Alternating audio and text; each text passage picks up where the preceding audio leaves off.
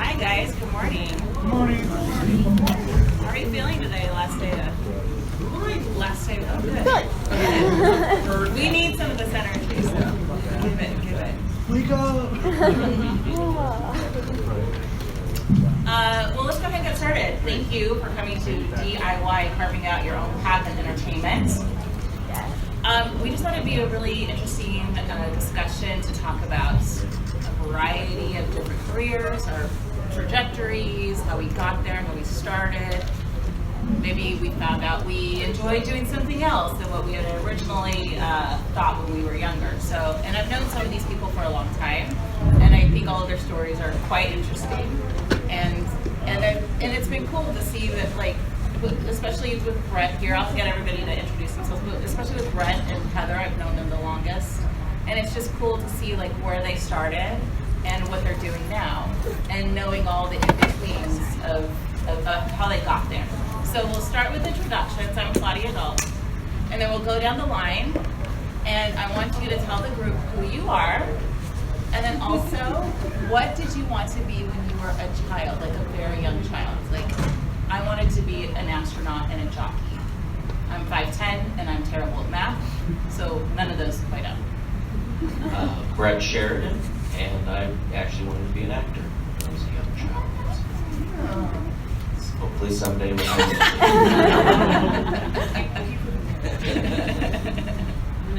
Oh yeah? Hello, I'm Dorina, and I have too many jobs, but I grew up wanting to be part of the Addams family, so not really thinking about a job. Yeah. The first career I thought about was marine biologist, and then I realized I was scared of sharks, I couldn't do it. So I grew up with music and movies, so that's what I'm doing now. Awesome. Hi, you guys. Thank you all for coming. My name is Heather Brooker, and I grew up wanting to be the very first actress/astronaut in the world. I wanted to be a performer, but I wanted to perform in space. Elon Musk. Right? Hi, I'm Bonnie Burton. I'm a writer, mostly with books and comics, but also in some TV web stuff. And see, when I was really little, I wanted to be an exorcist. I went to Catholic school. And Can you exercise me, Bonnie? Yeah, I went to Catholic school, and the nuns were not cool with that poster I made for job day. So, to say I used a lot of green glitter, but sadly, the exorcist thing didn't pan out yet. I don't know. Resist. Spoiler alert, this panel will have a live exorcism. I'm Ken Absock. I did not want to fight any demons or I'm a podcaster, author, whatever you want to say. I do it all right now. My first jobs, I'm still waiting for the Yankees to call me to be the starting catcher for the New York Yankees. And I also wanted to get into pro wrestling, and only one of those came true. So, Pro wrestling? yeah, so Awesome. that's dreams can come true. Not often. Sorry, Brett, we'll get that. Hi everyone, thank you for joining us. I'm Sabina Graves. I am a filmmaker and journalist and a lot of things, including entertainment day person. And that means like I babysit desks during the day at various offices. So woo, yay! Yeah, so when I was little, I wanted to be a painter and I wanted to be in the Star Wars. And so hopefully one of those will still happen. Do a lot of spin-offs. Yeah, it's true. And this can be for anybody on the panel, but when I kind of want to find out like what or who inspired you. Like, what did you see? Was there a piece of art? Was there a television show or a movie that kind of like said, whatever that is, I want to do that, or like a piece of music, or what you started in reporting. Like, was there anything that like sparked your interest? I was a huge Star Trek fan growing up. Next Generation was like, I had a Sweet 16 Star Trek party. My mom surprised me with it and outed me to all my friends as a big Star Trek nerd, and I was like, thanks, Mom. But I was a huge Star Trek fan. I also loved The Right Stuff. That movie I just thought was so powerful, and I was like, I want to have all this drama in space.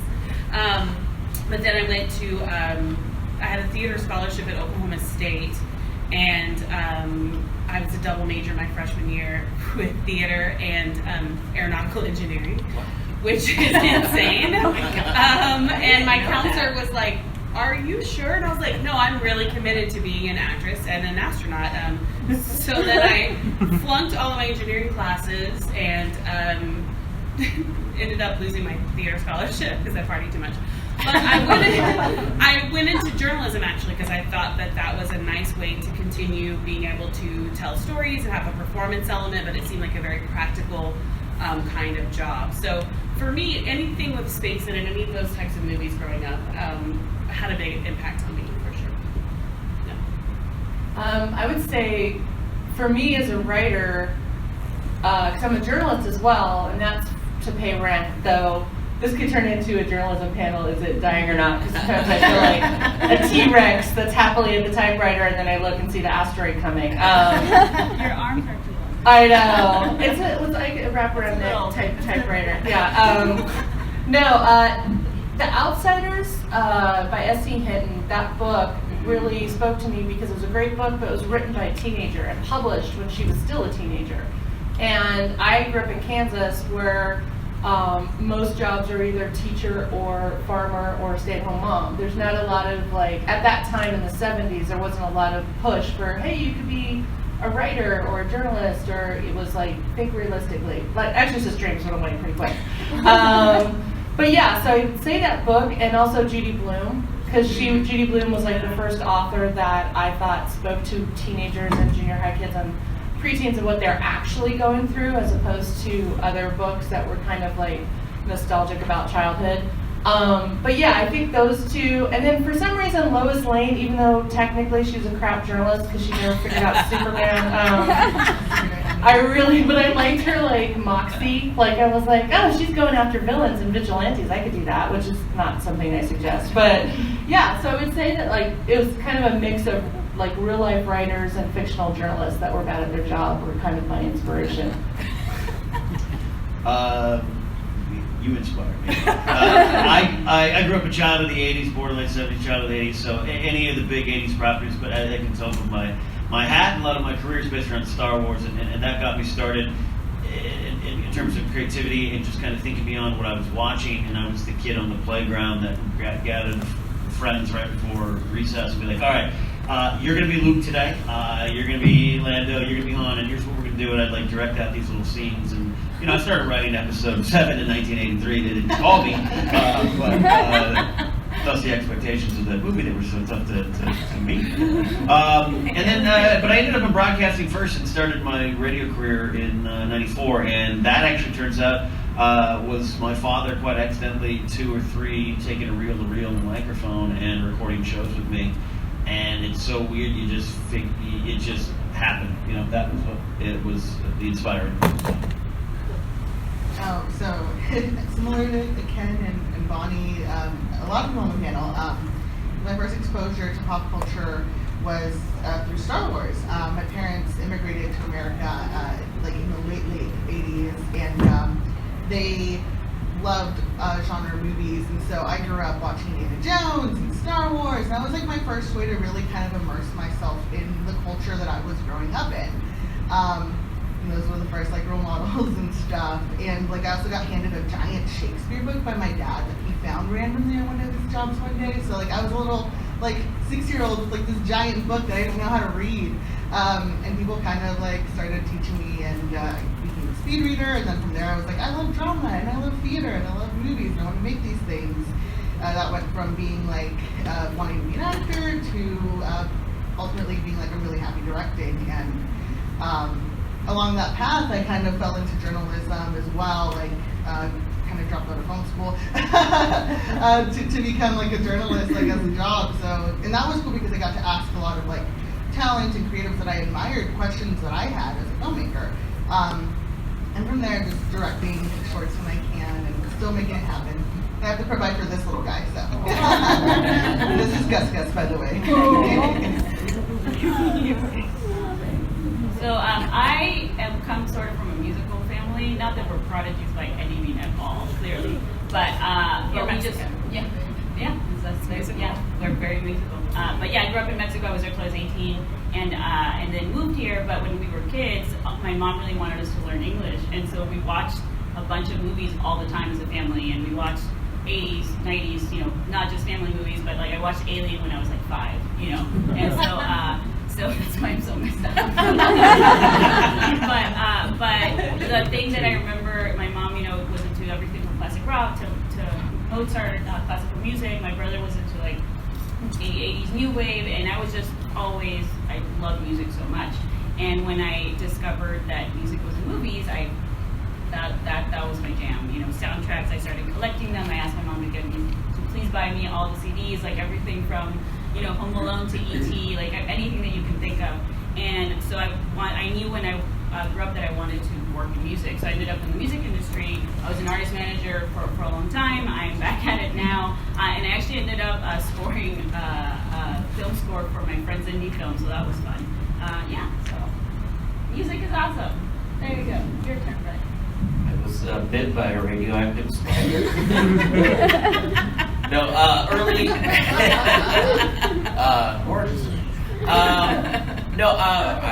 My mom says she probably shouldn't have done this, but I watched SNL with her at a very young age, and you know, single mom, and and I just had laughed, and I saw how much it made her laugh, and I've always wanted to make people laugh, and I've always wanted to, you know, be on SNL, and I'm still hoping someday I can maybe, do that.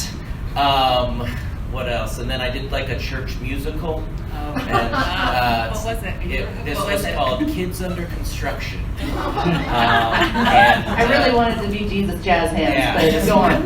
This was quite I hate to brag, but they later did it a few years later, and they had to split up the role because the kids couldn't memorize the whole thing. Do you still remember any of it? Kids Under Construction, maybe the paint is still wet. But I don't know what time of day my kids were born. Wow. Yeah, and I mean, I was, you know, I was kind of a goofy kid and a little bullied and stuff like that. But when I made the bullies laugh and made the teachers look like dorks, I got some laughs from them. I felt better about that, and I mask a lot of pain with humor. So, cut to, that's why you're all here, because I'm a huge star. And yeah, I just love making people. Well, you're doing it.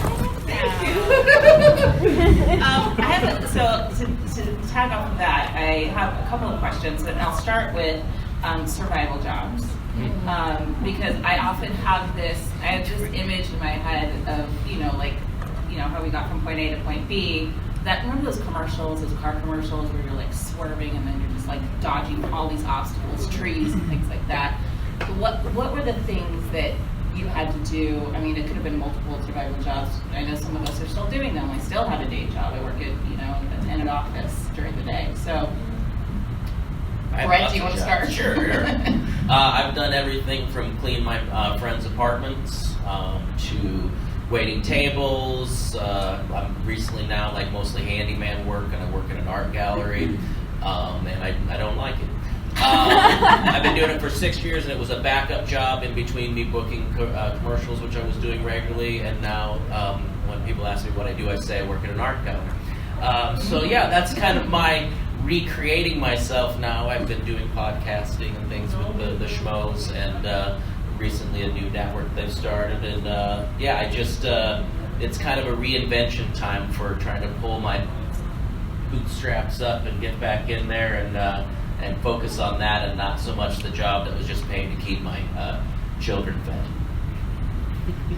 Gotta keep those kids fed. They eat all the time. So I actually, I guess my most fun survival job that I can remember was bartending. I did it for like 1.5 years when I was, when I quit the music industry because it was crazy back in the day. I even worked with Harvey Weinstein. It was a mess.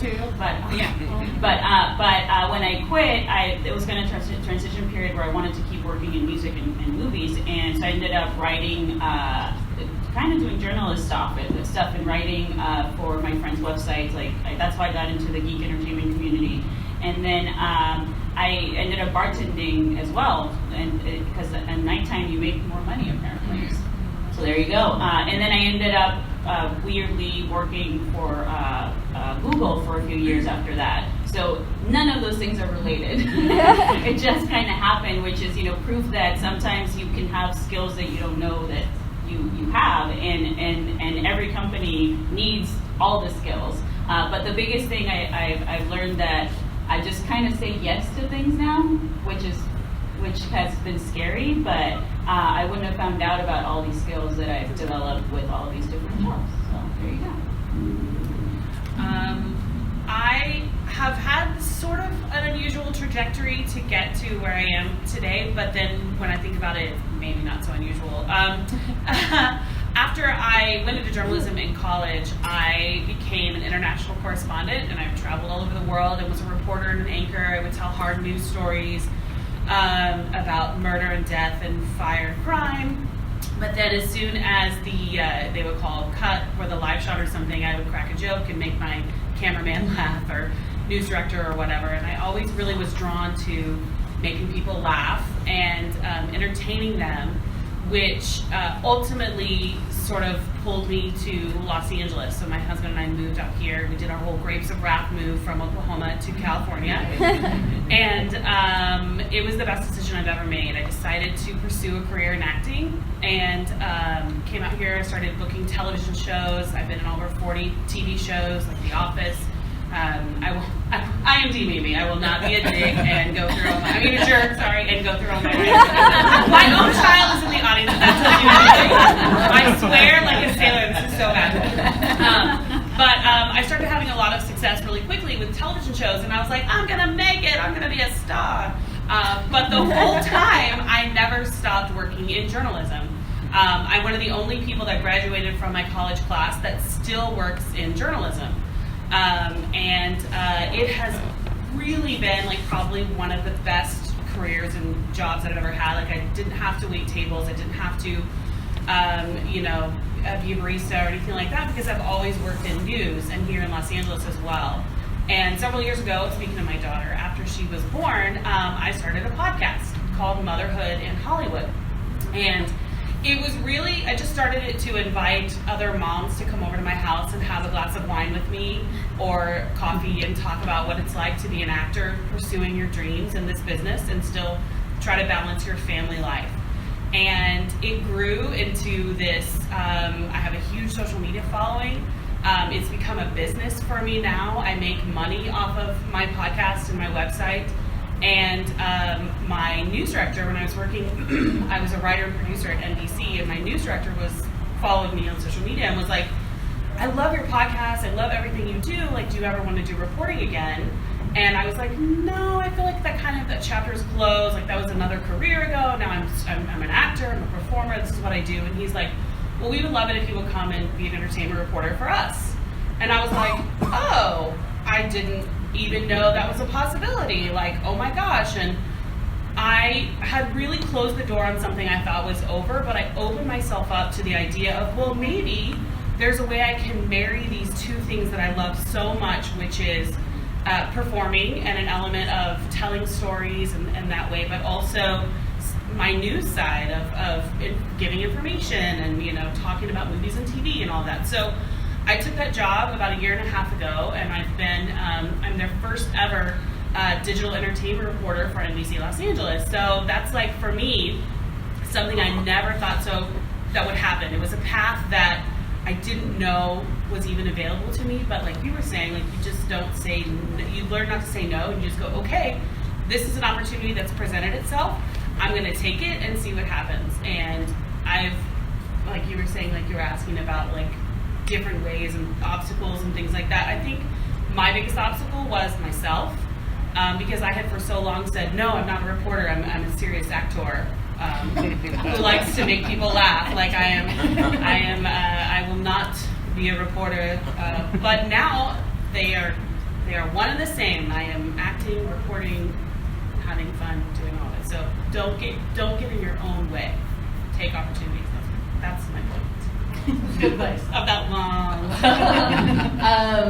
Yeah, so I've had, when you're a writer, every job's an opportunity to write a novel. So no matter how crappy it is, and that's kind of how you have to think about crappy jobs. I've had everything from, and also I've agreed to a lot of things I'm not qualified for. So, for example, I offered to do kids parties for a whole summer, saying I could do balloon animals when I could not do balloon animals. I went the Steve Martin route of, if you just look like you're doing something really cool and it's abstract, you say what you think it might look like.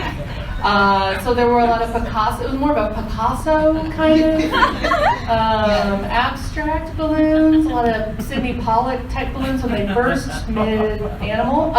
So I did stuff like that, but also, you just do whatever can pay rent. And I made the wise choice of always living in very cheap cities like New York and San Francisco. Very affordable. Yeah, so where I started dirt poor on a farm, I thought, well, I could live in those big cities. And I've also managed punk bands, which I don't suggest, and which also feels like a balloon animal situation. So I was like Dorina, I kind of started out in music journalism.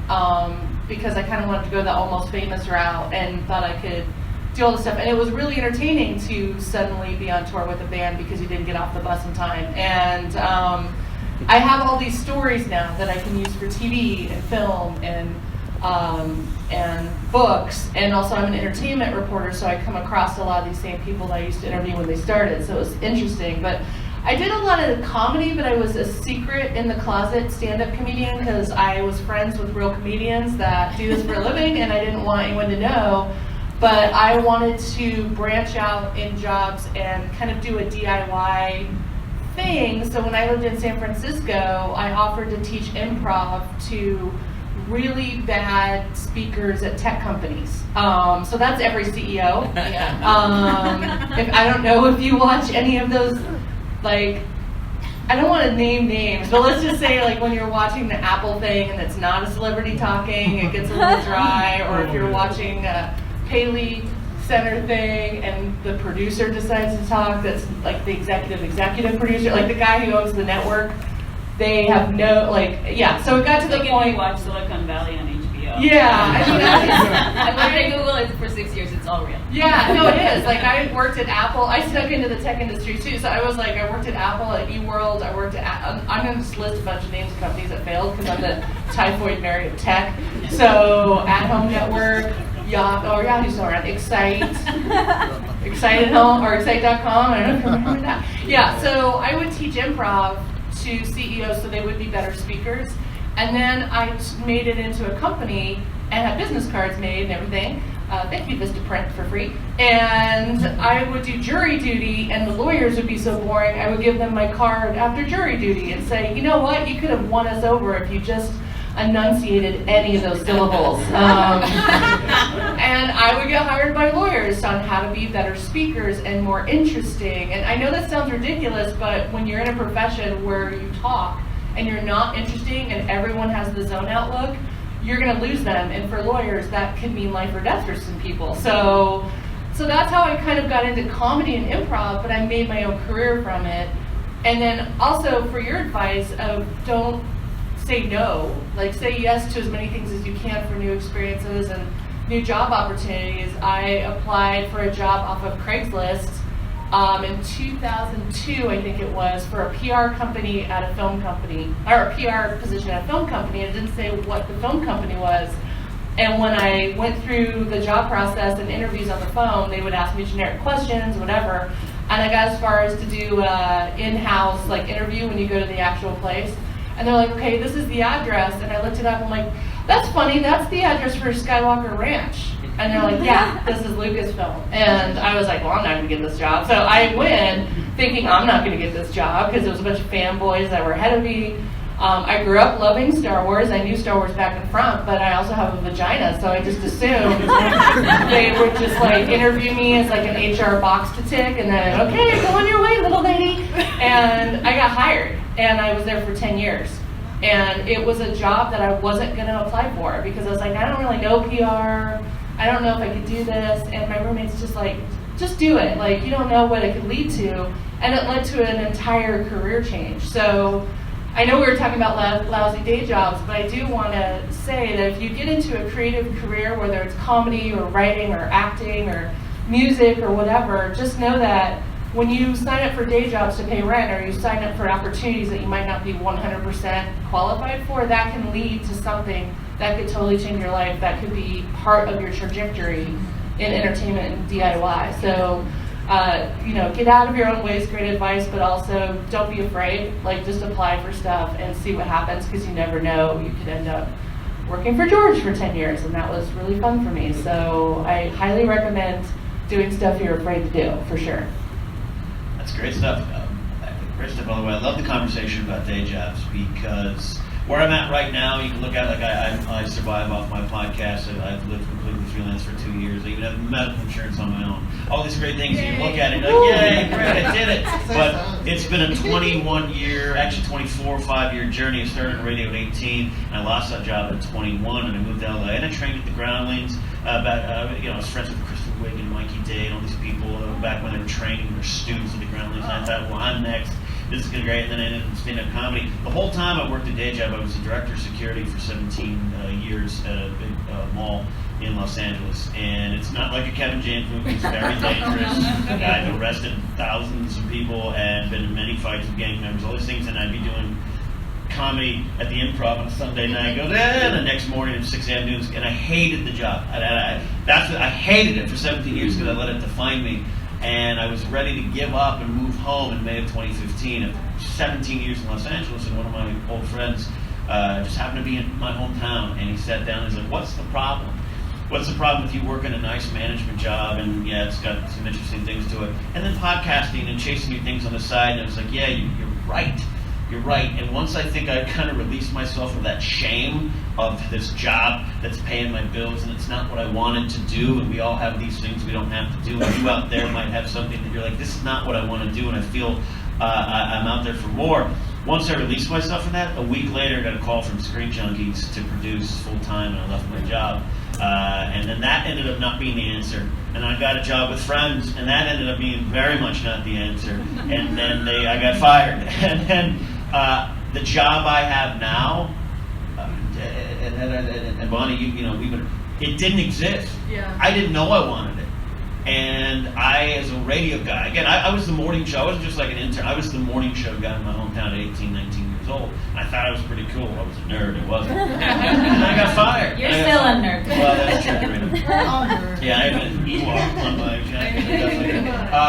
And the point is, when technology started to change and the industry started to change, and you're here for a DIY, do it yourself, create your own path, I got very weirdly stubborn and arrogant. Actually, not weirdly, my dad's stubborn too. And I was looking at podcasting going, I was a radio guy. I'm a broadcaster. I'm not a dude in his room with his friends just blabbing into mics. I don't do that. I don't do that. And I said that for about 5 years until I realized I'm now behind everybody. So don't get locked in, chase the opportunities, take chances, and don't have shame about surviving and making money, because you're always going to have to do it in expensive cities. George didn't help at all, didn't buy some mac and cheese dinners. This is a secret about Lucasfilm, because it's considered a prestige company. I'm sure Disney has totally transformed this situation, but because everyone would give their firstborn to work there, we were kind of underpaid. So the rule was if you win an Oscar, you get a raise. So it was like, good luck with my PR Oscar. So I want to reiterate that don't be ashamed to survive in this industry, because you have to take a lot, whether you're a Lyft driver. I've met more famous actors who are Lyft drivers, I swear to God. Just do what you got to do to survive, to chase that dream, because that's not quitting is the biggest part of succeeding in this business. And I want to add that every job and every company you work for or with has issues. Like, it doesn't matter, even if it's fancy sounding companies like Disney, like a Google, like a tech company, they all have their issues. They're big companies, so they don't know how to manage themselves, right? Like, they have all these departments, and they have people that don't know how to manage people, and it just becomes too big. So every company you work for is going to have issues. So just make sure that you sort of like what you're doing, and then you're doing things, and also make sure that you don't hate your job. That's the biggest thing for me. Like, don't go to work every day where you're miserable. Right. Well, don't let it define you Yeah, too. right, exactly. That's what I did for 17 years. People ask me what I do, and it's like, hey, there's a stigma in retail security. Oh, what do you drive a Segway? No. I actually arrested. I took $13,000 of clothes out of an organized Colombian crime ring. That's what I did on Tuesday. It's so crazy with these jobs. I mean, never Yeah. be ashamed of where you are. My background, I'm from LA, so going to school here and everything. I worked retail and I worked at restaurants, and right out of high school and stuff. But recently, I started working a day job where I'm assisting at different movie studios. And one of the things that came back for me doing that was I worked my first ever pilot season at a studio, and every day that I could manage wrangle groups and groups of really big name people like back and forth all day, I was really thankful that I worked retail Black Friday and that I was someone who was a host, and I hosted at a restaurant and had to wrangle during the holiday season. Y'all know that can get really intense, and I was really thankful that I had that experience, so I was able to keep my cool under pressure. And it's when you're in it, you're just I want to get out of this, and I don't want to be at a restaurant or at a retail store anymore. I want to do creative things, but at the same time, you also do learn a lot of valuable skill sets, and it is a matter of not saying no to opportunities that come your way that will allow you.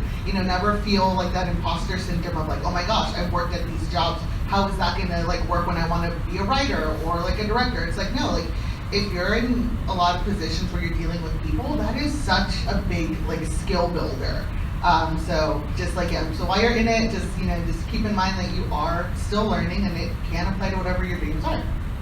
I also too just want to add really quickly, in addition to not saying no, don't be afraid to create something. Because I know there's a couple people up here that said they have podcasts. I don't know whether you like to make funny videos, whether you like to write something. If you want to start a website, if you want to start filming yourself doing fun things, if you want to start vlogging, if you want to start podcasting, one of the biggest shifts for me was when I made the decision to just start doing a podcast, even though it seemed like everybody in their world was doing one. I said, I'm not going to let that hold me back. I'm going to try it and just start talking and see if anybody is listening.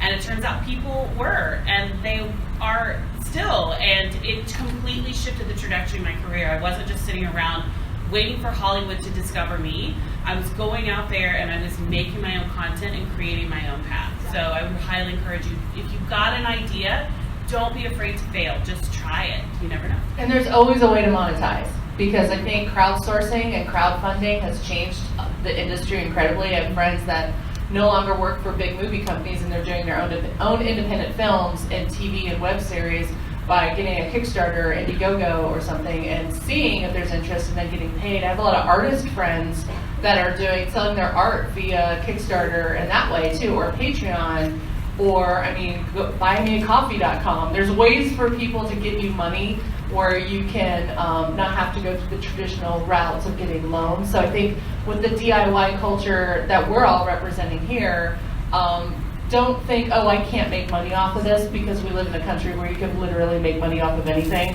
So you might as well try to figure out how to do that, and there's no shame in that. Selling out is the most awesome thing ever. So don't ever listen to anyone who says that you should be ashamed of selling out, because that's how you pay for health insurance and rent and food and shelter, and that's not selling out, that's called surviving. So I highly recommend looking into different ways to finance your dreams. And everything's so accessible these days. Technology-wise. You kids know. You guys know. You just do it. Kids these days. Really quickly, and then I want to open it up to some questions or comments or whatever. I want to know, because I have a tendency to take on a lot. I say yes to a lot of things to the point of burnout, which I don't recommend. Do you guys have tools that keep you inspired? Self-care things that you do, like going to a museum, or what are your tricks? What are your little things?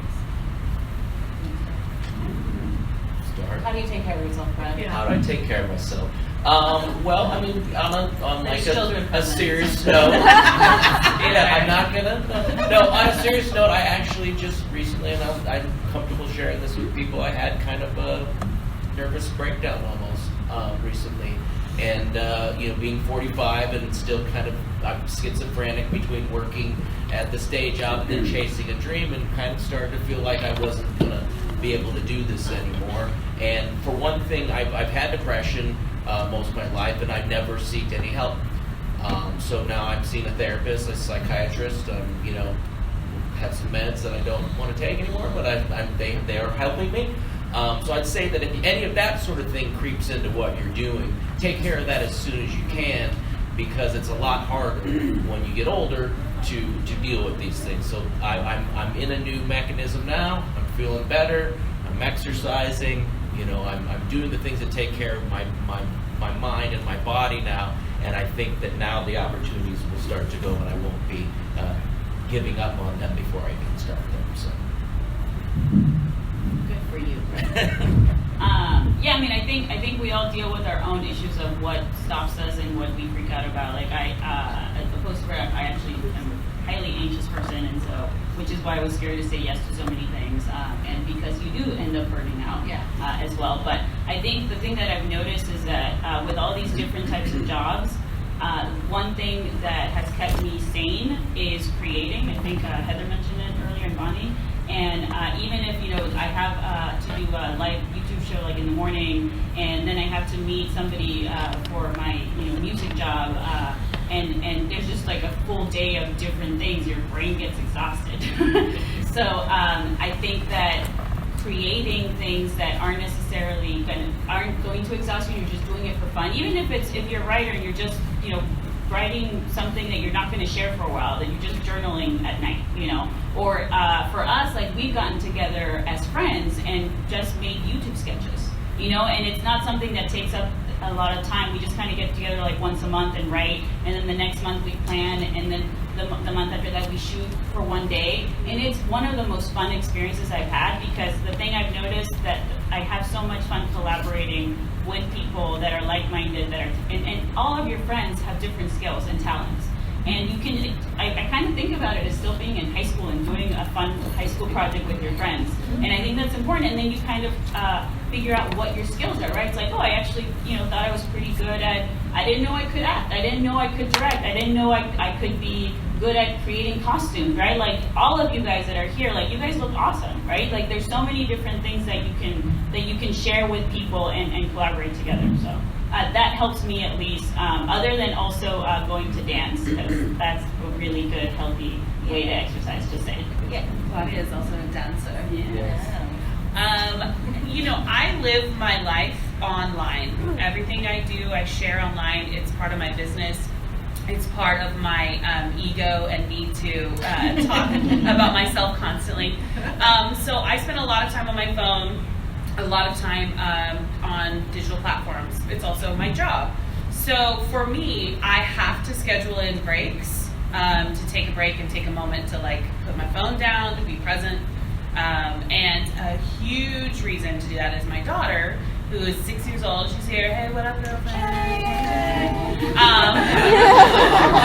She's like, Mom. So for me, taking that time away from social media, although we're all hustling, we're all striving for something, we all have goals and dreams that we're trying to reach, taking that social media break, being present with my family, going out to something as simple as going out to dinner or scheduling a girls' night.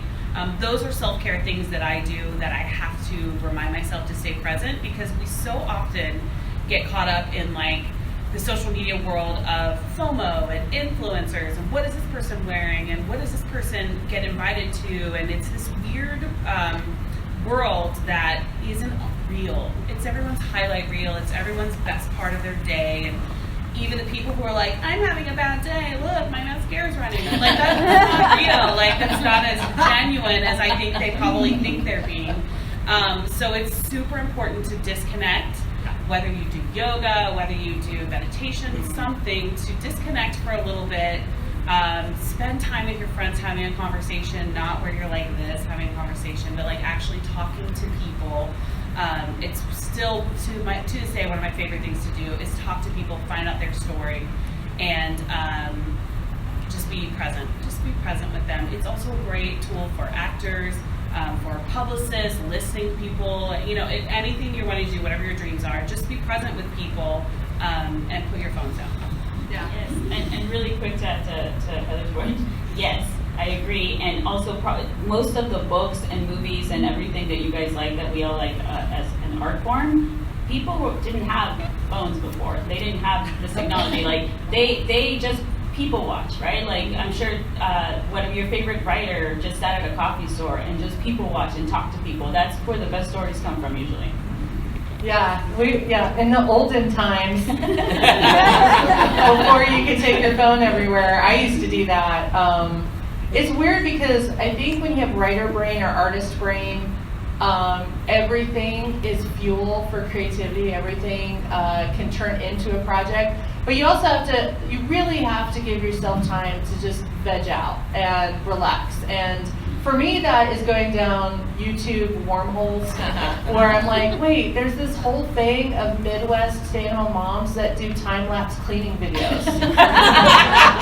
And it's not really an ASMR situation for me, but it's also highly intriguing on what they, like I watched someone clean out their air conditioning unit, like literally take it apart and clean it, and then there was another girl that cleaned her dishwasher by literally, like I was just like, wait, how do they know how to do, and then they have all these like almost pyramid schemes with Myers cleaning products, and then it becomes like a cult of which Dyson they're using, and that's how I relax, is I watch the pimple popping videos. Nobody else watches them. You know what? They're I want there to be a Pimple Poppers Anonymous group for those of us who secretly watch it and love it and terrify our friends. So those are the types of things I watch, or I'll watch goth kids decorating their homes for Halloween. I also like to dog sit for my friends, thank you very much, because I feel like pets are a good way. Make sure he doesn't go off. No, I know. Pets are a good way to relax. He knows he's cute. If you're super stressed, volunteer to dog sit for your friends for free, because I guarantee you that's the cheapest form of therapy and self-care, because dogs know when you need, obviously, because clearly I needed some attention right now. Okay, are we going? Okay. This is like my only mom gene, is with other people's pets. Yeah, so YouTube, but also to go on what Dorina was saying, I did a YouTube show with my friends Felicia Day and Veronica Belmont and Kyla Caseby called Vaginal Fantasy Romance Book Club.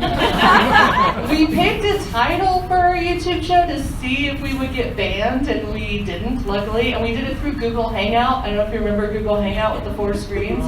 And we did it for an hour and a half once a month, where we drank wine and sort of talked about the book we were supposed to read, which is a romance book that always had a werewolf or a mummy or something in it. And that we did it for free. And we did it for once a month for 6.5 years, and it became this huge hit where we got invited to VidCon, where we're the oldest people at VidCon. Oh my god. The dog is so adorable. So it's like, for my self-care, it was watching, okay, so if you're taking notes, watching really horrifying YouTube videos. Don't jump. You have so much to look for. Don't jump. Over here. I know, I'm like, I'm gonna be the worst dog sitter if he jumps on my watch. So, and dog sitting, or even just going to a dog park and being that creepy person without a pet that pets the other pets, that's really good self-care. And also do fun things with your friends, because that could always lead to something. But even if you've never done it before, I think Robert Rodriguez, the director, says he has all of his actors paint and do like something, paint something or create something or craft something, so they have that other part of their brain thing. And I also do cocktails and crafting parties where I get wasted and do sock puppets. So everyone has their own self-care. Yeah, beat that, Ken. My self-care is usually going to Del Taco, getting 3 burritos, and driving around crying in Burbank. Or there's an apple Jim Beam whiskey that you can mix with apple cider. Maybe go Brett's route and get some Which is, you know, and I'm glad Brett's honest about that. I saw Brett do stand-up recently and it was like, I wish I was 10% as funny as this guy is, and to know that he struggles, we all do it. And dealing with it's a good thing. Self-care, taking those moments. I can't say anything you guys have. The dog's a great thing because I inherited. I'm stepdad to 2 little chihuahuas now with my girlfriend, and when we're having bad days, or her and I aren't getting along, or I'm having stress, you walk in, there's a 2-pound chihuahua looking at you going, tree, tree, tree, tree. Like all your stress goes out the window. The final thing I do is a friend of mine told me this. I think an acting teacher, which was weird. That's a cult, but is make sure in this business, if you're pursuing it, take the win if you get it, no matter how small it is, and be proud. Bonnie, you're really good at this. Like Bonnie one time you tweeted out like, if you've created something, like she's written a lot of great books, and I just wrote my first book this year, and I'm like, I don't tweet it out. And Bonnie's like, no, I saw one thing. You're like, you be proud, get it out there, let the world know, and take the win and celebrate it, or cry with Del Taco. Or do both. I third the dog thing. I brought my dog. He's actually my emotional support dog. So and everyone's emotional support dog. So he's here for everyone. Car wash heads. I like doing things that are, you know, I like activities that are easy to complete from start to finish. You know, to like whether it's cooking or reading a comic book, something that you can sit down and just like focus on that. Also, a good way to be off the internet is, you know, going to see a movie or being at a theme park. So a movie, you're just immersed in the theater and watching whatever is happening on screen. I know that it's harder to watch stuff for me personally, like on Netflix and Hulu, because my phone's right here, or like this other thing is right here, and like, you know, like sit and pay attention. I also like going to theme parks because that is a place where you can literally get on the ride and scream if you need to, and it's socially acceptable. Or like right now we have haunt season, so you can go and like get scared, and it's great. Yeah, those are just my stuff here. That's a good. I like the recommendation of public screaming. Yeah. So I think that's good. I mean, it's kind of like the primal scream therapy they used to do in the 60s and 70s. My mom did that, and I never understood why she screamed so much until I found that out. But I think scary movies also, I think Dorina and I could agree, horror films are a great way to get rid of a lot of anxiety. And even though it's scary, you are allowed to be scared in that short amount of time where you can scream and it's okay. Public screaming at a children's park, not. So we just have a couple minutes. Does anybody have any quick questions? So, referring to self-care and also kind of how you guys started your own craft or business, things like that. I paint miniatures for D&D, and I love it. It's my therapy. But I also want to put myself out there and open myself up to commission, because that is a pain in the butt. It's very difficult. So I guess what kind of steps or advice would you recommend for things like that, just to get some more exposure? Summarize. Oh, I'm sorry. So he, and tell me if I'm wrong when I summarize you. Not you, but what you said. I'm just gonna summarize you. He likes to paint miniatures, D&D and gaming, RPG stuff, and he wants to put himself out there more for commission work. A lot of my friends who are artists that aren't repped, that aren't working for Topps or Marvel or DC or whatever, they swear by Patreon. They said that's a really good way to like get your name out there, but also going to specific conventions where miniature painting and that sort of thing is kind of like you have a built-in audience, like Gen Con, PAX. I don't know all of them, Emerald City Con in Seattle, huge D&D following, by the way. But also networking, even though we're kind of anti-social media a little bit on this panel, it's super great for both marketing and getting your hustle on as far as networking. So people that you respect in whatever industry you're doing, so if you want to do miniatures, if you want to do art or comedy or writing or whatever, music, kind of find like-minded people on social media, whether it's Twitter, Facebook, Instagram, wherever you'd like to hang out. That's a great way to network and find out and get advice from them. So find someone who does what you want to do and offer to take them out for coffee or drinks or something and just pick their brain and say, hey, can you tell me how you got started? Do you have any advice? I do this all the time for other writers on Twitter. I always give advice. I don't know if it's the best advice, but I give it. Because I feel like when you succeed at a certain level, you have to pay it forward and you have to help people who are coming up. And so my genesis for that is like I always try to help women that are wanting to get into the entertainment industry, because and comics specifically, and comedy and writing, because that feels like overwhelming. So I get what you're saying, like it's hard, like where do I start? But definitely look on Patreon, find other people that are doing what you do and see how they did it. And also just try different things, because crowdfunding is changing constantly. So there might be a very specific gaming crowdfunding site that you could go to. I'm not like proficient in RPG stuff, but I feel like, and also YouTube shows. There's a lot of YouTubers that do painting. Twitch is also a good one. They have a new section called Lifestyle where I watch women knit. That's just a fun thing I do. I feel like this is like some weird AA meeting for creative people. But Twitch, they have channels that you can monetize, and you could just sit there and paint miniatures all day and be paid. It won't be a lot, but that could be a good start to get your name out there too. So there's different ways. You just kind of have to get creative with how to put yourself out there. And a great way to get carpal tunnel. And a great way to get carpal tunnel, yes, exactly. So I just want to go down the line, and you guys can let everybody know where they can find you. And then if you have any other questions and stuff, you can be out there and chat it up. But Sabina? You can find me on Twitter at Sabina has no R, and on Instagram at thatladygraves. You can find Gus Gus on at Gus Gus Graves. That's Gus Gus like the mouse from Cinderella. You can follow right here today. You can follow me at Ken Knapsack, NAPZOK, or KenKnapsack.com for all my adventures. I'm Bonnie Girl. It's BonnieGrrl on all social, even Friendster.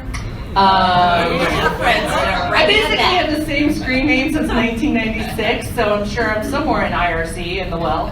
And also, if you want most everyone's Twitter accounts, I tweeted earlier that we're on a panel, so if they have Twitter, and I'll put it on Instagram. If you don't have Twitter, I'll make sure that everyone's linked, so you guys can follow all of us.